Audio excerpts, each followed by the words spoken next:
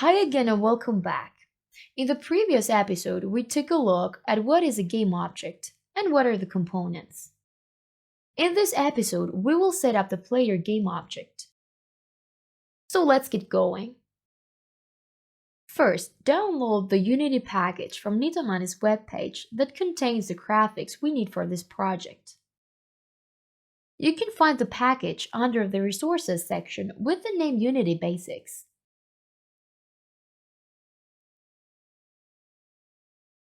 Once you have downloaded it, right-click with mouse on the project column and choose Import Package, Custom Package.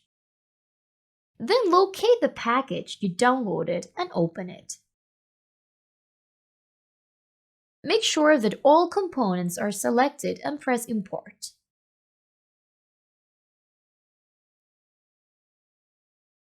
Next, delete the directional light from the hierarchy. We won't be needing it since we are dealing with sprites. Then, rename the cube to Player. You can rename things by double-clicking the name slowly, or by selecting it and pressing F2. Next, let's change the sprite. Select the newly renamed Player Game object and click on the small circle next to the sprite field. From the list, select Player Mushroom.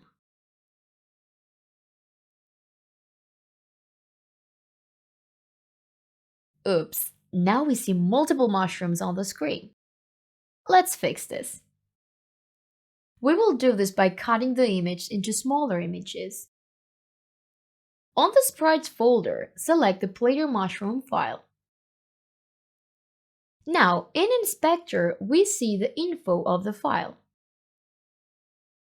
On the Sprite Mode field, press from the single and choose Multiple. Then press Apply from the bottom. But now the mushrooms disappeared. No worries, next we will edit the sprite. While the image is selected, click on the Sprite Editor button.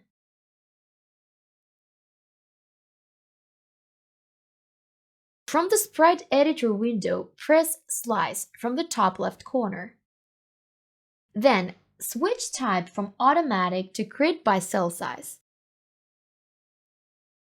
Adjust the pixel size to 256 x 256. And then click Slice. Now the image is sliced into smaller parts. The borders cannot be seen so clearly as they are white. So let's press the colorful rectangle button on the top right corner.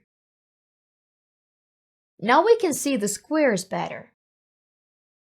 Check that the squares are nicely aligned as you see on the video and that there is only one mushroom inside each square. Next, let's rename the sprites so that we can recognize them easier. Click on the first one from the top left and rename it to Player Idle 0.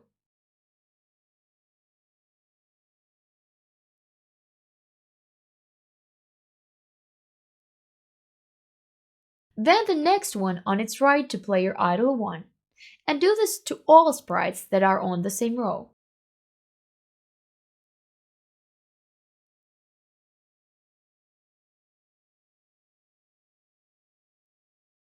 Remember always to increase the number when moving to next one.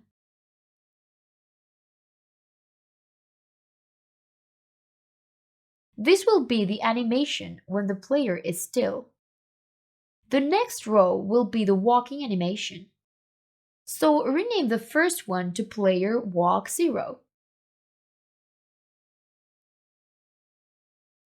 Repeat this to all of the sprites on the same row.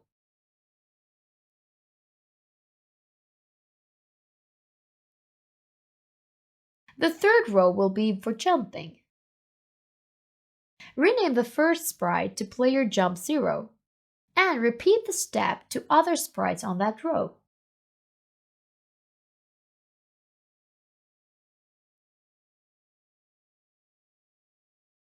The final row will be the dying animation. Rename the first sprite on that row to player death 0 and repeat it to the remaining ones.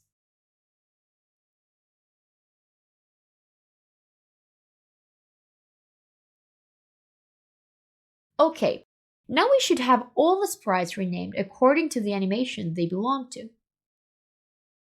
Click Apply on the top right corner and close the Sprite Editor window.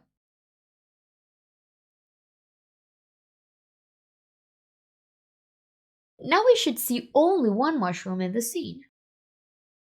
If you click the small triangle on the left side of Player Mushroom file, you can see all the individual sprites we sliced and renamed. Select the player and make sure that on the sprite field, the first frame of idle animation is selected, which is the player idle 0. Great, only a few things left to do. Let's add some components to the player game object.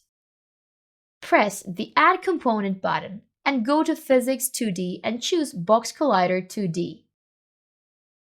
Let's adjust the collider's boundaries since they are too big. Adjust the size on the x-axis to 0.8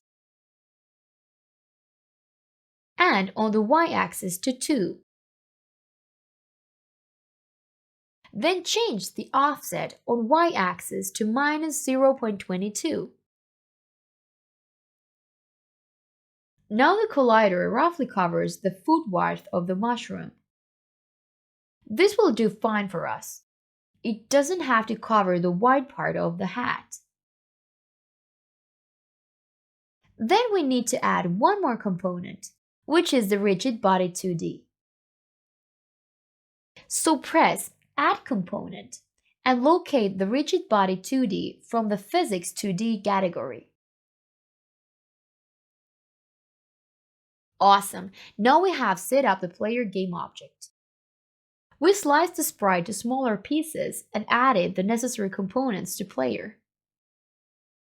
In the next episode, we will have an introduction to C# programming language. See you later!